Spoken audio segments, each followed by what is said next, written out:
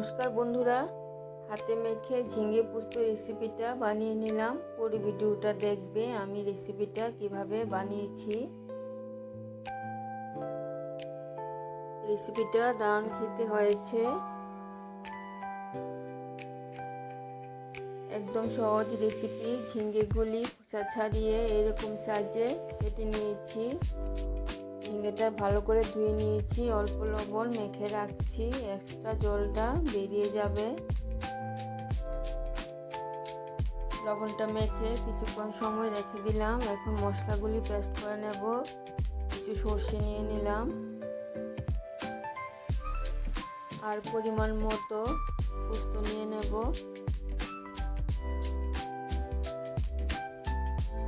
দুই তিনটে কাঁচা লঙ্কা নিয়ে নিলাম। ঝালটা তোমাদের প্রয়োজন অনুযায়ী নিয়ে নেবে। আর নিয়ে নিলাম অল্প লবণ। প্রথমে শুকনো গুঁড়ো করে নিলাম, এখন জল দিয়ে একদম মিহি পেস্ট করে নিচ্ছি।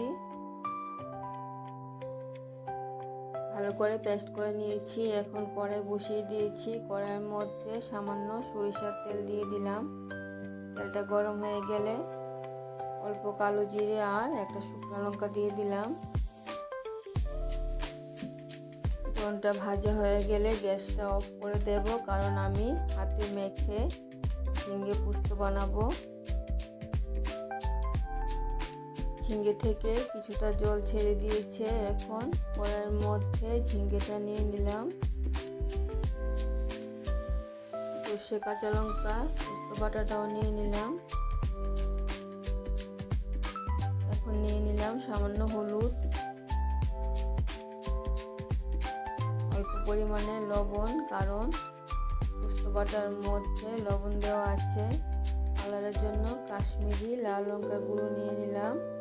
টেস্ট অনুযায়ী অল্প চিনি দিয়ে দিলাম আর কিছুটা সরিষার তেল দিয়ে ভালো করে মেখে নেব।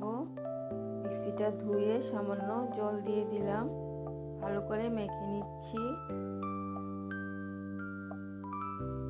এই সময়ে লবণটা চেক করে নিতে পারো। ভালো করে মেখে নিয়েছি।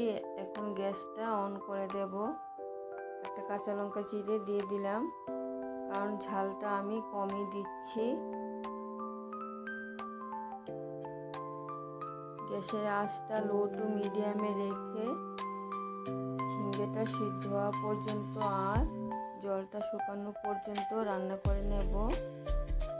আবারও নাড়িয়ে দিচ্ছি, আবারও কিছুক্ষণ সময়ের জন্য ঢাকা দিয়ে দিলাম। তোমরা যদি এরকম মাখো মাখো রাখতে চাও তাহলে গ্যাসটা অফ করে দেবে। আমি আরেকটু শুকিয়ে নেব।